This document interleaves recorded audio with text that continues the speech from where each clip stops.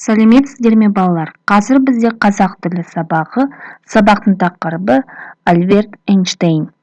Бүгінгі сабақта біз оқылған мәтін негізінде сұрақтарға жауап береміз және де жаңа сөздерді сөйлем құрастыруда қолдануға тырысамыз. Жаңа сөздер: көңіл бөлмеді, не обратил внимания, қарсы болды, был против, қауіпті, опасный, ескертті, предупредил, жаңғалақ, суетливый, ұмытшақ, забывчивый, салдыр-салақ, неряшливый, икемсіз, неуклюжий, қанағатшыл, скромный, құпия сақтаған, сохранил в секрете, шіркеу, церковь.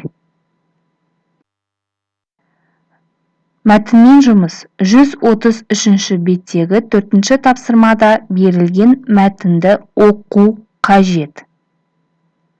Мәтінді оқыңдар. Оқылған мәтін негізінде 8-ші, 9-ші тапсырманы орындаңыздар. 8-ші тапсырмада сұрақтарға жауап беріңіздер. 9-ші тапсырмада қажетті сөздерді пайдаланып тиісті сөйлемге қойыңыздар.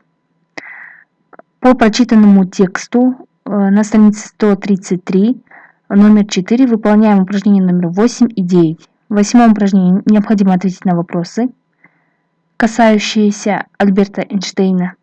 И 9-е упражнение. Необходимо ставить нужные слова, соответствующие предложения. Қажетті сөздер. Они подчеркнуты, ребята, нужные слова.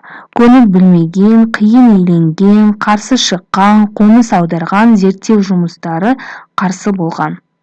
Осымен сабақ аяқталды. Рахмет, сау болыңыздар.